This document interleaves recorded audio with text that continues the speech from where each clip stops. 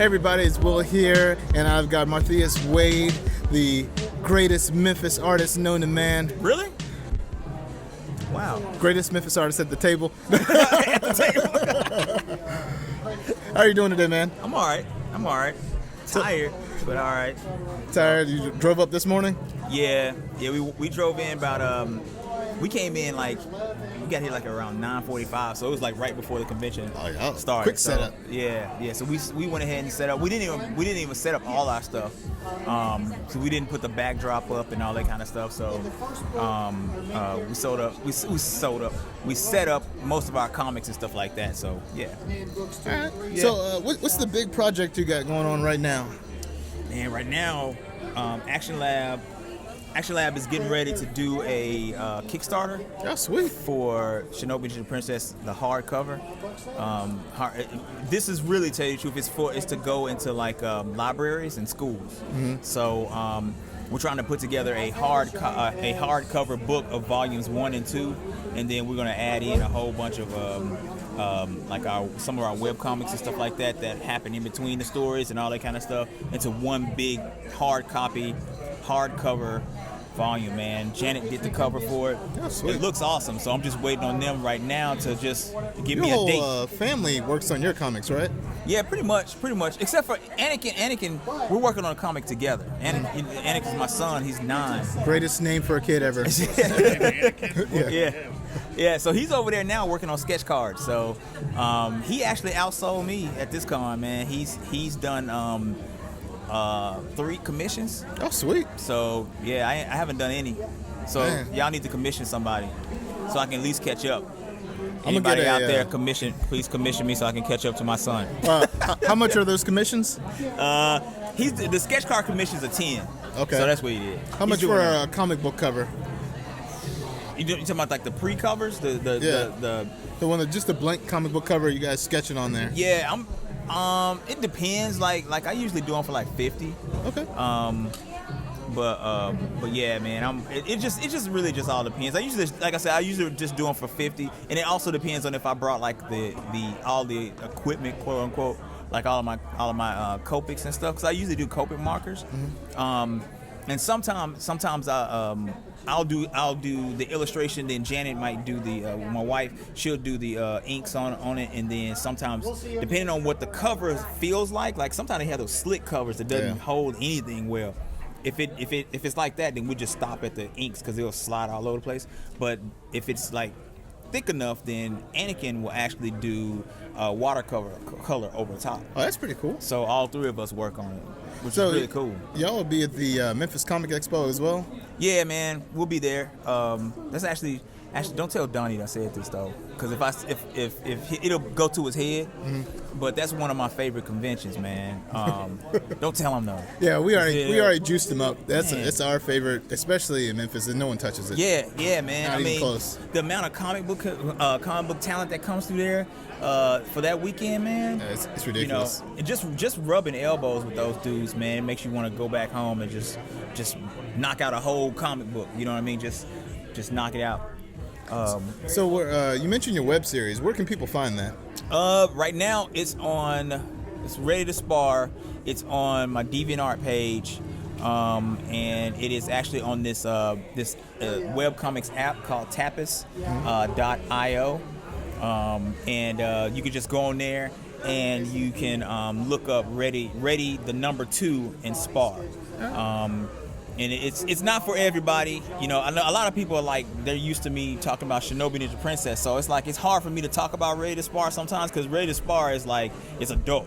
Like there's some language and there's situations and stuff like that you don't want to be sharing with your kids. It's Game of Thrones. It's Game of Thrones, but with MMA.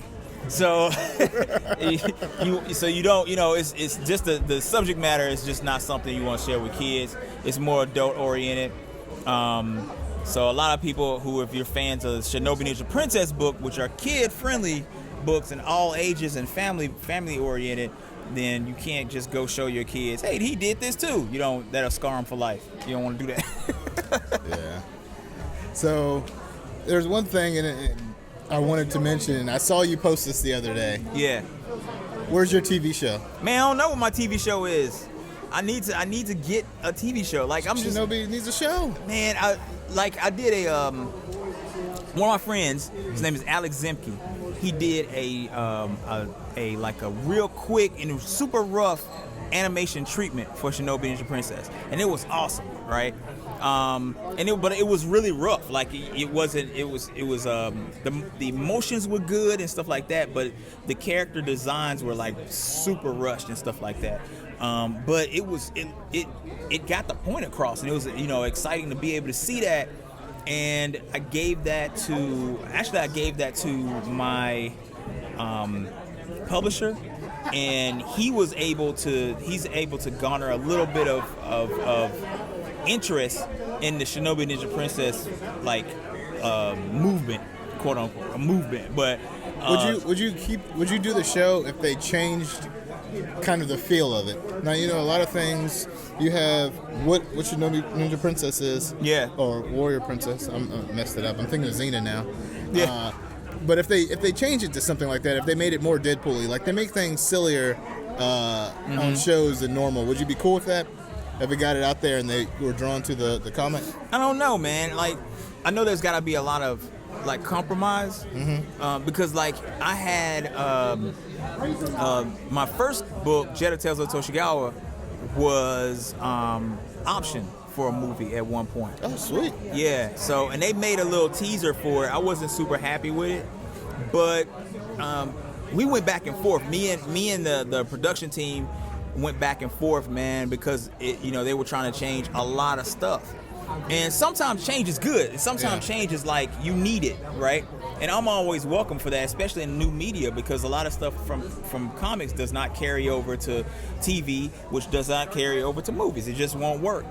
And I understand that, but it just depends on what it is. Like, if you take Shinobi Ninja Princess, which is kid-friendly, and then you try to make it into a Deadpool, which is not, it won't work. You know what I mean? Because the audience has already bought into, the audience that I would hope that the production company that would come in and get it would be buying into the same audience. They would want that same audience and that same carryover, so to change tones too much could just kill your audience for the book.